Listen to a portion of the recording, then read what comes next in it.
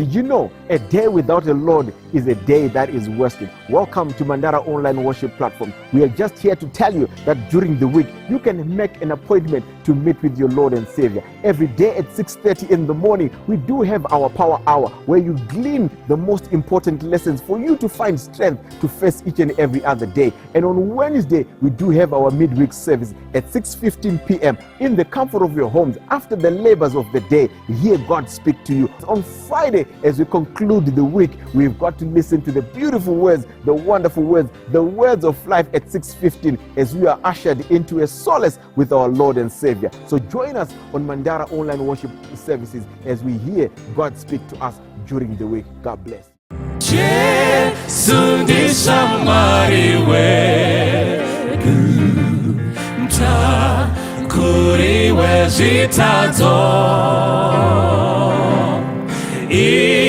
Isutino komorerwa unonzwa mina mato otashaya runyara roti norwadzwa mumoyo kuti tisabvumira zvese kuna Jesuyo kuti isu tinoyedzwa zvimwe zvetatambudzwa tisarasa rudaviro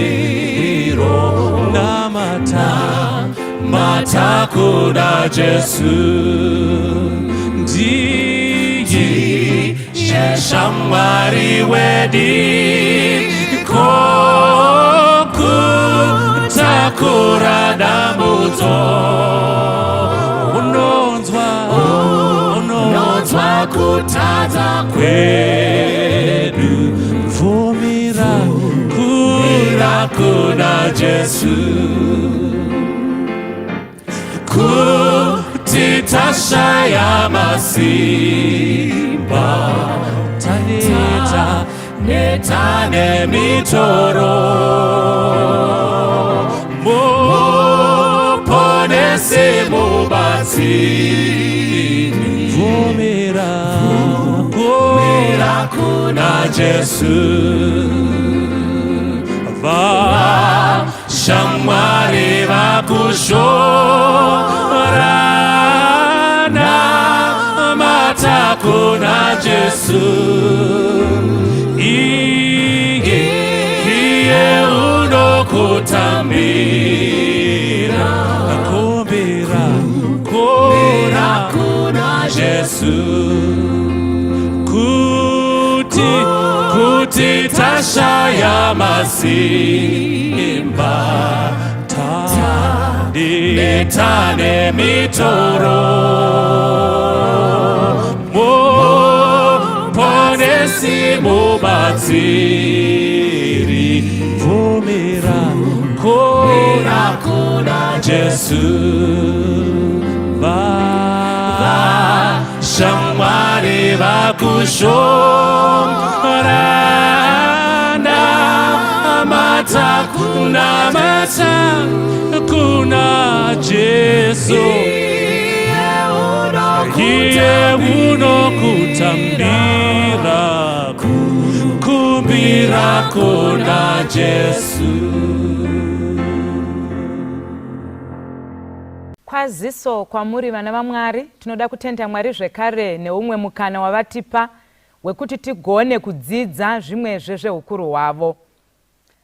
Mukati mekudzidza kwatatichiita, zuva rekutanga takadzidza pamusoro pekuti tisanonotswa pakufamba, tikadzidza nyaya yemukadzi muShunemu watinowana kuna madzimambo echipiri chapter 4 kubva pavhesi ya8 kusvika kuna 37.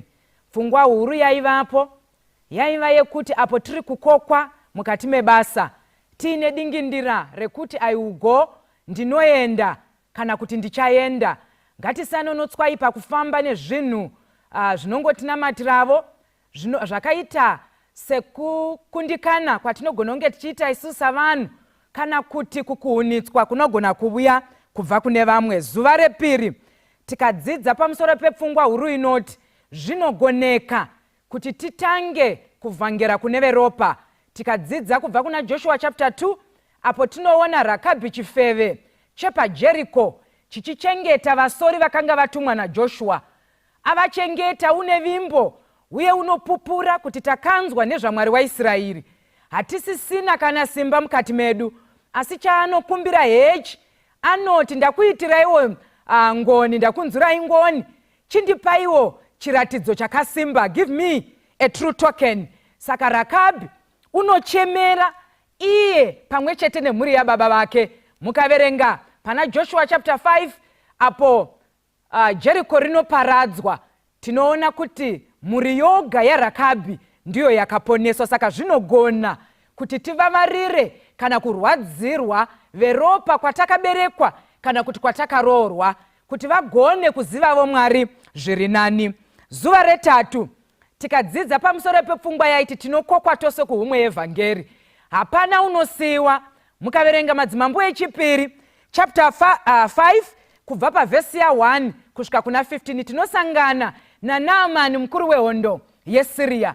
Naamani kunyange akanga iri mhare pakurwa, kunyange akanga ine njere dzehondo dzakadaro dzekuti hapana rudzi rwakanga ruchimisidzana neSiriya, asi wakanga ine maperembudzi. Pane imwe yehondo dzavo vanonouya nemusikana wechidiki obva ashandira mukadzi waNaamani, asi mumwe musi unoti kuna tenzikadzi wake, dai tenzi vanga vari kwaIsraeri, kune muprofita ikoko unogona kupedza maperembudzi. Apa tinosangana nemwana muduku muenzaniso wakadini wedzidziso dzinodzvarwa muvana apo vanenge vari vaduku.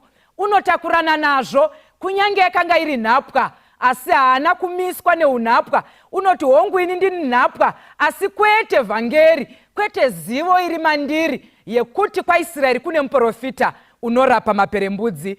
Mukadzika nayo pavhesi ya12 ndo panonzika Abhana naPafari hadzisi nzizi here dzeDhamasko. Ndo patakati tine nzira zhinji dzekuvhangera nadzo, asi kwete dating, kwete courtship nemarriage. Iyoyo haisi imwe nzira yatinofanira kuti tive tinosevenzesa. Shoko raMwari rinotikurudzira zvikuru kuti tiwanane kana kushamwaridzana nevanhu vatine kutenda kwakafanana navo.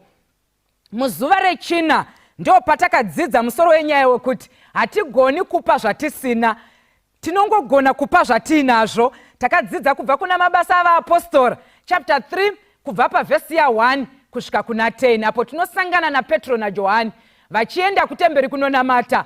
Vanosangana nemurume akanga achikamhina, wakanga achiunzwa pasuo retemberi kuti akumbire zvaangawana kubva kune vaipinda mutemberi. Asi musi uyu Petro naJohani vanoti titarire, iye unovatarira achiratidza kuti une tarisiro huru yekuti pane zvaanowana. Asi Petro unoti sirivheri nendarama hatina, asi chandinacho ndinokupa icho, nezita raJesu weNazareta achifamba.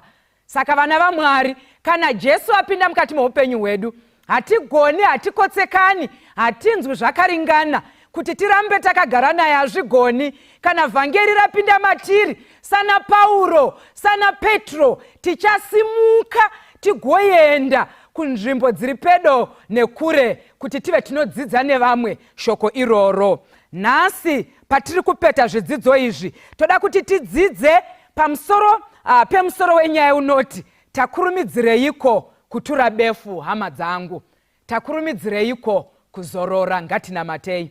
Kuna baba vedu vanodikanwa vari kumusoro kudenga, tinokukokai kuti uyaiwo pakati pedu apo tichadzidza chidzidzo chanhasi. Musatisiya tiri toga, tipewo kunzwisisa nekuti tanamata muzita raJesu muponesi wedu. Amen. Takurumidzireiko kutura befu. Takurumidzireiko kuda kuzorora. Mukaverenga nhoroondo yekufa kwaJesu kuna Matthew chapter 27 tinosangana naJesu ari pamberi paPirato. Mushure mekunge amira pamberi paPirato unosvika pakuroverwa pamuchinjikwa. Aroverwa pamuchinjikwa Jesu unosvika pakufa. Jesu anovigwa nemufumi waArimatea wakanga achinzi Josefa. Regai nditaure pfungwa inoti vhangeri harisi ravarombo bedzi, kunyange nevafumi. Pano tinasangana naJosefa weArimatea achibatikana nekuti dai Jesu avigwa mune zvakanaka. Saka vapfumi tinokokwawo zvakare mukati mehumwe yevhangeri. Tava pachapter 28 yaMateo, Mateo chapter 28, tinoverenga kubva pavhesi ya1.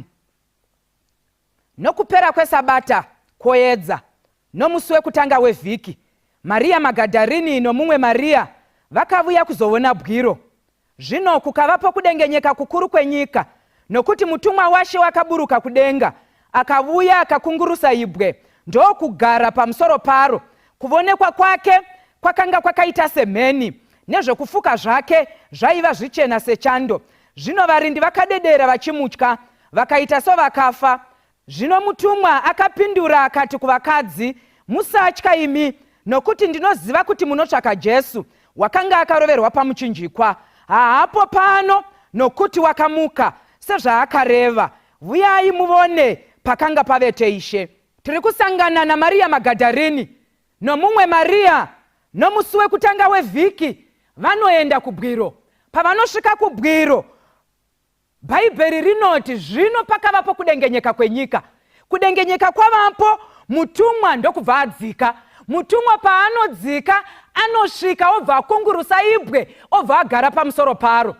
VanaMeri vanotla pamwe chete nevarindi vakanga varipo. Asi mutumwa unoti kune vakadzi, musatya imwi, nokuti ndinoziva kuti munotsvaka Jesu wakanga akaroverwa pamuchinjikwa. Haapo pano, nokuti wakamuka sezvaakareva. Vuyai muvone pakanga pavete Ishe. Pavhesi ya7 mutumwa unoti, kurumidzai muende mundoudza vadzidzi vake kuti wakamuka kuvakafa. Tarirai, unokutungamirai Galeriya. VanaMeri vanotumwa neshoko iri kuti endai munoudza vadzidzi vaJesu kuti Jesu wamuka, asi zvaamuka unoda kuti akuvonei, wakutungamirirai kuenda Galeriya. Ndinofarira vhesi 9. VanaMeri vari kumanya neshoko rekuti Jesu wamuka. Pavhesi ya9, zvino tarira, Jesu wakasongana navo akati kwaziwai. Vakavuya vakabata tsoka dzake vakamunamata. Zvino Jesu akati kwavari, musatya, endai mundoudza hama dzangu kuti vaende Galeriya vagondivonako. Sekunge zvakanga zvisina kukwana, zvekuti vana Maria vakanga vaudzwa nomutumwa kuti Jesu unoti ngatisanganei Galeriya. Jesu pachake unosangana nana Maria, wobva avaudza kuti endai munoudza hama dzangu kuti ngatisanganei Galeriya. Saka Jesu unotungamira wobva aenda Galeriya. Aenda Galeriya, VanaMeri vanofambisa shoko rekuti Jesu wamuka, asi uri kuti ngatisanganei Galeriya. Pavhesi ya16 yaMateo chapter 28. Zvino vadzidzi vane 11 vakaenda Galeriya kugomo ravakanga varayirwa naJesu. Vakati vachimuvona vakamunamata, asi vamwe vakanyunyuta. Vhesi ya18. Ipapo Jesu akasvika akataura kwavari akati, ndakapiwa simba rose kudenga napanyika. Vhesi 19. Endai naizvozvo mudzidzise marudzi ose, muvabhabhatidze muzita raBaba neromwanakomana neromweya mutsvene. Muvadzidzise kuchengeta zvose zvandakakurayirai imi. Tarirai, ndinemi mazuva ose kusvikira pakuguma kwenyika. Dai Jehovha vangawedzera chikomborero pakuverengwa kweshoko ravo. Jesu unoti asvika Galeriya, unoti kuvadzidzi, ndakapiwa simba rose kudenga napanyika. Endai naizvozvo mudzidzise marudzi ose. Ndogara ndakataura pfungwa yekuti munofunga kuti dai Jesu akataura statement iyi, dai Jesu akareva chirevo ichi chekuti ndakapiwa simba rose kudenga napanyika, ari pamberi paPirato kana kuti akarembera pamuchinjikwa, zvaiva nechiremera here? Asi Jesu haana kutaura ipapo. Jesu unomirira, abuda mukati medumbu rerufu, arutswa neshiori. Rufu rwatadza kumuchengeta mwanakomana waMwari. Amuka, ndo paanotaura shoko rekuti ndakapiwa simba. Kwete kudenga koga, ndakapiwa simba rose kudenga napanyika. Endai naizvozvo. Regai nditaure hama vadiwa kuti Jesu ndiye army commander wehondo yaIsraeri. Panapa ari kusiya marching orders kuvadzidzi vamwe vakanga vadzokera mumasure nekuda kwechiitiko chakanga chaitika. Vakanga vasati vanyatsonzwisisa kuti izvi zvaifanira kuitika kuzadzisa zano reruponeso. Saka Jesu unoti amuka, unoti vakomana ngatisangane neGarirea. Pavanosangana Garirea unovasimbisa kuti ini ndamuka sezvakarehwa norugwaro. Ndakapiwa simba. Zvandakapiwa simba iri, imi michiendai naizvozvo. Ndakukutumai kuti mupinde mukati menyika. Musatya, simba harisi renyu, simba nderangu. Endai naizvozvo, mudzidzise marudzi ose. Kuti tinzwisise nyaya iyi zviri nani, muchaona kuti mukati mekota yekutanga gore rino, pachidzidzo chatakaita lesson 8 chaFebruary 13 to 19, takasangana nenyaya yemusoja wekuJapani ainzi Shoichi Yokoi. Tikadzidza nyaya yake yekuti wakagara 27 years ari mudondo achifunga kuti hondo ichiri kurwiwa. Nyaya dzemasoja eJapani dzinondinakidza ini. Nhasi toda kuti tidzidze pamusoro peimwe nyaya yemumwe murume anonzi Hiro Onoda. Hiro Onoda aine makore 20 anojoina the Japanese army. Ajoina Japanese army anospecialize in guerrilla warfare. Kana zviri zvehondo dzekuhwandirana idzi ndo yakanga iri speciality yake. Saka zvaanoita December 26, 1944, Onoda nekuda kweunyanzvi hwaakanga aratidza pakudzidza kwake, unotungamirira mamwe masoja vobva vatumwa kuLubango Islands kuPhilippines. Vachitumwa kudaro, akanga ari mutungamiriri wavo, akanga ari commanding officer Major Yoshimi Taniguchi, anouya obva ataura nana Hiro Onoda nevamwe vake. Anoti iye, you are absolutely forbidden to die by your own hand. It may take 3 years, it may take 5. But whatever happens, we will come back for you. Until then, as long as you live, continue fighting. But whatever happens, we will come back for you. Under no circumstances are you to give your life voluntarily. Awa ndo akava mashoko ekupedzisira akapiwa vana Onoda apo vakanga vachienda kunorwa. Vanopinda mukati mema islands ekuPhilippine. Variko kuLubango vanotanga kurwa hondo. Mupfungwa dzavo vari kuziva kuti Japani iri kutemba nesu. Isu tisu varwi tatumwa mukati mebasa. Saka mupfungwa dzavo mazwi aMajor Taniguchi anoramba achirira kuti under no circumstances are you to give your life voluntarily. Even ukasara uri one, continue fighting. Vanoramba vachirwa. 28 February 1945, ma-Allied forces anoita conquer the island yeLubango. Zvakadaro zvekuti army yeJapani inopararira. Pavanopararira vamwe vanofa, vamwe vachikuvara.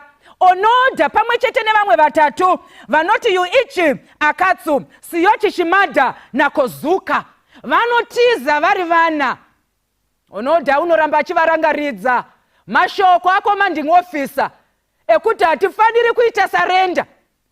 Whatever happens, Major vachadzoka, vanotidzokera.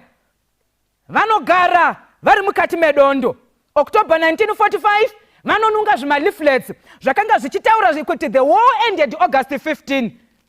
Asi ivo vanoti aiwa ma-Allied forces vari kuda kutinyengedzera. Saka vanotonyanya kupinda mukati medondo. After 5 years, vari mukati mejango Akatsu anoti aiwa inini zvandikunda, obva asarenda kuma-Allied forces.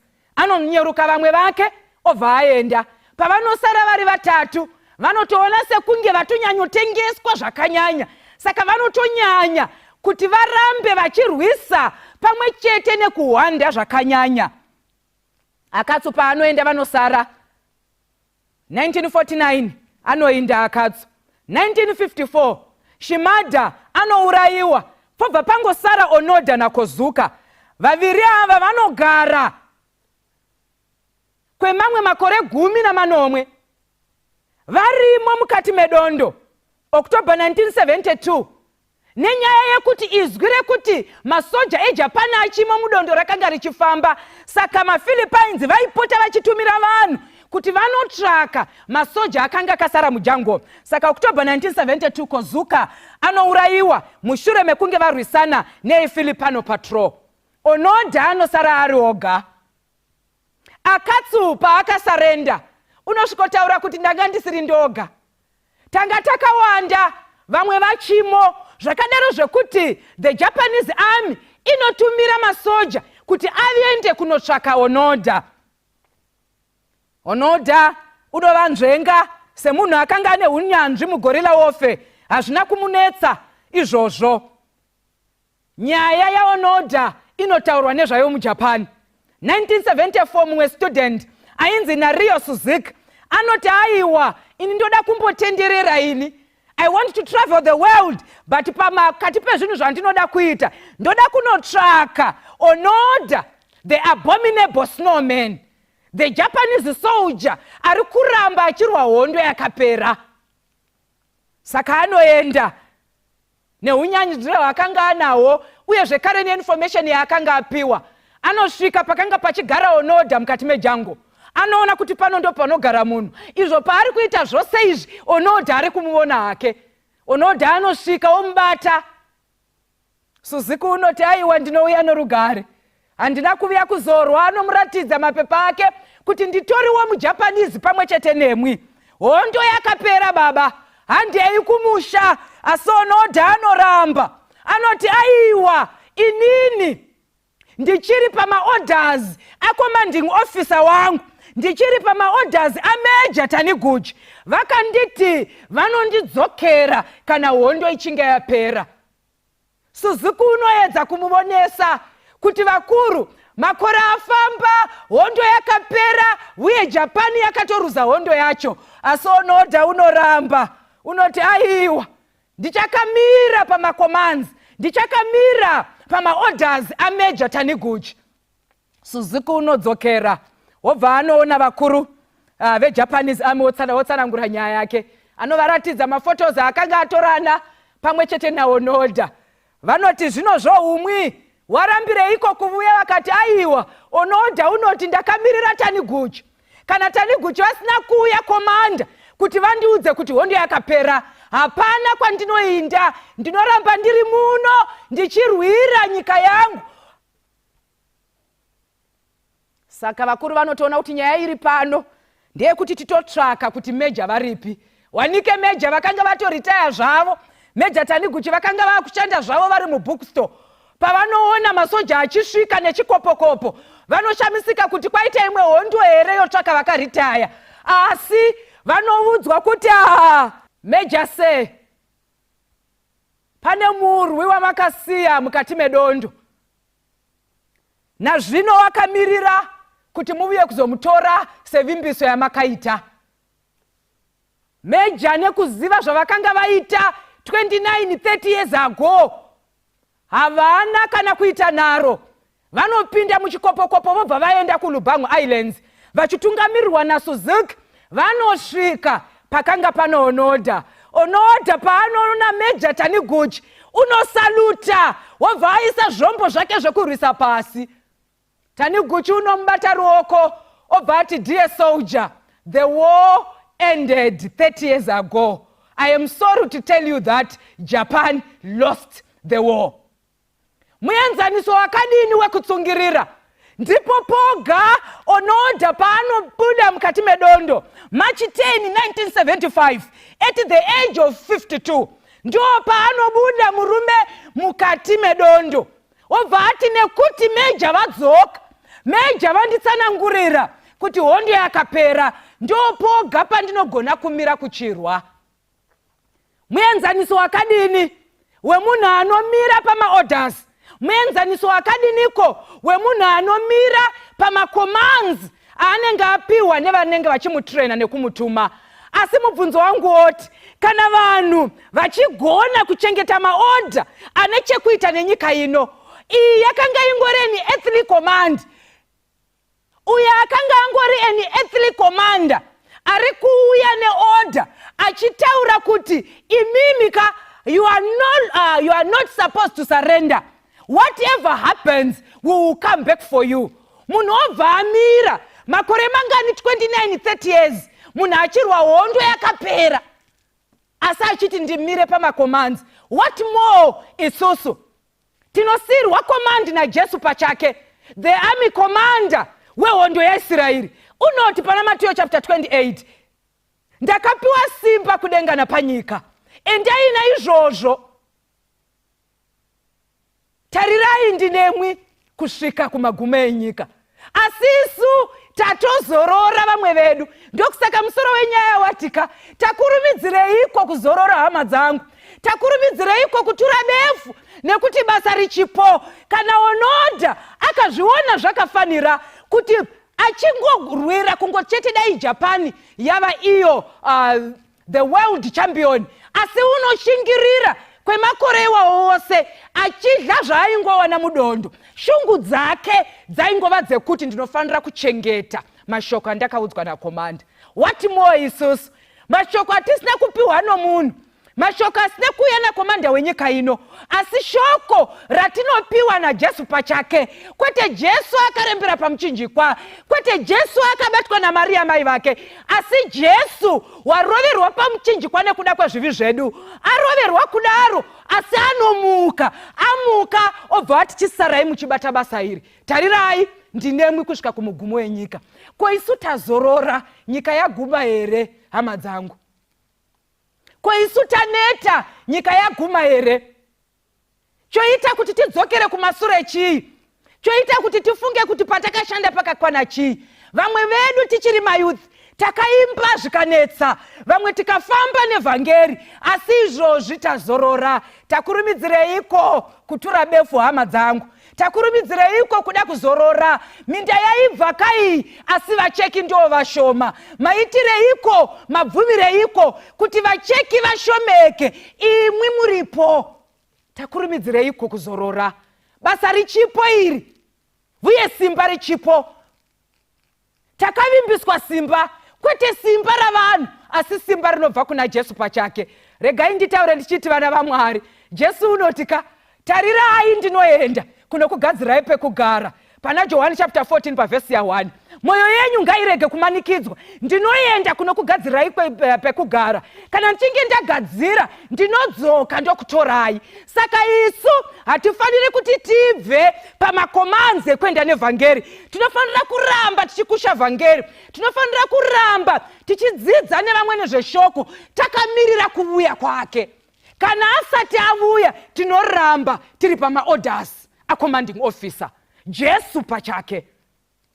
Saka kana Jesu asati avuya, taifanira kuti tirambe tiripo, tirambe tichienda nevhangeri kunyika dziri pedo, kune vakatitenderedza, kune veukama, tichishandisa nzira dzakawanda dzekuvhangera. Vamwe vachapa zvokudya, vamwe vachazarura misha yavo igokwanisa kuti vhangeri riende, vamwe vachapinda mukati mehomwe dzavo vagotora mari dzavo nezviwanikwa kuti vhangeri iri rive rinoenda, nekuti takamira kuvuya kwaJesu. Vana vaMwari, dai Mwari vanga vanotibatsira, ishungu dzenyu here kuti sezvakaitwa naOnoda, kuti mugone kuramba makamira pamacommanding orders ekuramba tichienda nevhangeri, kuramba tichiparidzira vamwe, kuramba tichidzidza nevamwe nezveshoko raMwari. Kudzamara Jesu achiuya, kana iye komanda azodzoka, ndiye achauya obva asvika obva ati zvakwana. Asi pari zvino tichipo pamacommanding orders ekuti tiri kuenda neivhangeri, tiri kuenda neshoko raMwari. Ishungu dzenyu here kunzwa Jesu unodaidza? Muimbi unodaro, inzwa Jesu odaidza ndiani osevenza? Mumwe obva ati tichaita basa ratinokwanisa, nguva shoma toenda kumusha. Munodawo here kuita basa ramunokwaniswa namuponesika, nekuti endei muvambi nemukwaniso wokutenda kwedu? Munodavo here kuita basa muchigoneswa naJesu, kwete nesimba renyu rokuberekwa naro. Hazvigoni, zvinoda Jesu. Varipo here vanoti Jesu tibatsirei mukati meupenyu hwedu, tiendese uvhangeri pamwe chete nevamwe. Kana iri yoyo shuviro yenyu yekuti munoda kuramba muri pama commanding orders at the commanding officer, ameja Jesu pachake, muripo here vana vaMwari munoti toda kuramba tiendesa vhangeri nenzira dzakasiyana-siyana nemitoo yakasiyana-siyana? Kana iri shuviro yenyu, simudzai ruoko tigova nenguva yekunamata. Ngatinamatei. Kuna Baba vedu vanodikanwa vari kudenga, tinokutendai muponesi nemukana wamatipa wekudzidza nekuona mienzaniso yevamwe vakashingirira asi mune zvinonyika. Isusuvo tibetsereivo kuti tigone kuramba tiri pakudamwa kwedu kwekuti vhangeri iri rive rinoenda kunzvimbo dziri pedo nesu nenzvimbo dziri kure. Tivhurirewo mikana yekuti tigone kudzidza nevamwe nezvevhangeri renyu zvamakaisa matiri, imwe ndimunozviziva. Chitibetserai Jesu kuti zviendeke nekuti imi munotigonesa. NaJesu muponesi wedu tanamata. Amen. Inzwa Jesu odaiza, ndiani osewenza, minda yese yatoiva, ndiani achakowa, tenzi anodaizira, achazokupatuso, ndiani achapindura, ndiri pano nditume, kana usingabiri nyanza, kana kushumaira, shumaira vahedeni vakakutendereza, kana usiringirosi, kana usi Pauro, taura rudo rwa Jesu, uti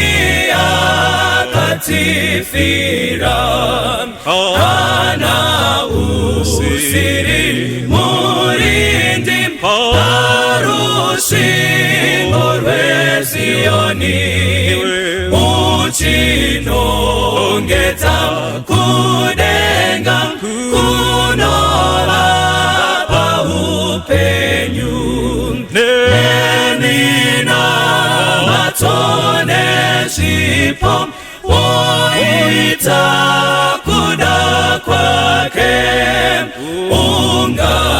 ungafanane naAron kubatsira muprofiti, apo mweya iri kufa, tenzi achidaidza, usazoti neunyope, handikwanisi basa, ita basa ranokupa, farira basa rake, kasika kumupindura, ndiri pano nditume, popo mweya iri kufa, tenzi anolanidza, usazotiwe neunyope, handikwanisi basa, ita basa ranokupa, farira basa rake, kasika kumupindura, ndiri pano nditume, ita basa ranokupa, kupa farira basarake kasika kumupindura diri pano nditume kasika kumupindura diri pano nditume kasika kumupindura diri pano nditume.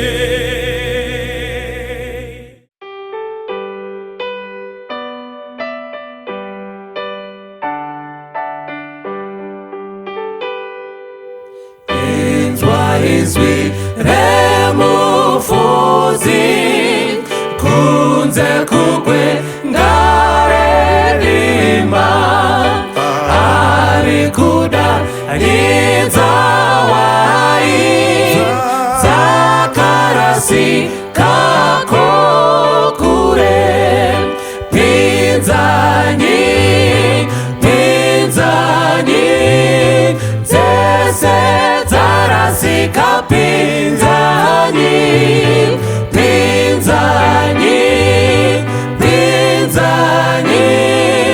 funza zese kuna Jesu ndiania nobatsira mfudzi mukuru wemusa kuti awo nezaraswa nekudzipinza mudanga pinzani dzese dzarasika pinzani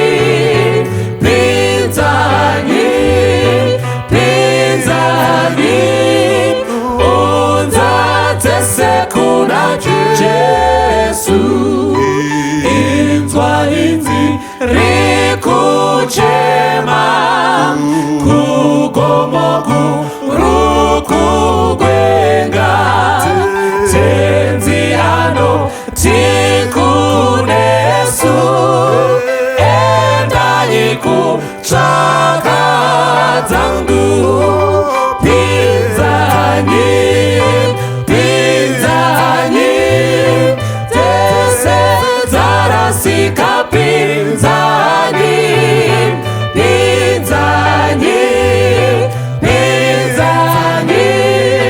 unza dzese kuna Jesu inzwa idzi rikuchema kugomogu rukugwenga tenziano tikunesu endaniku tsvaka dzangu pinzani dzese dzarasika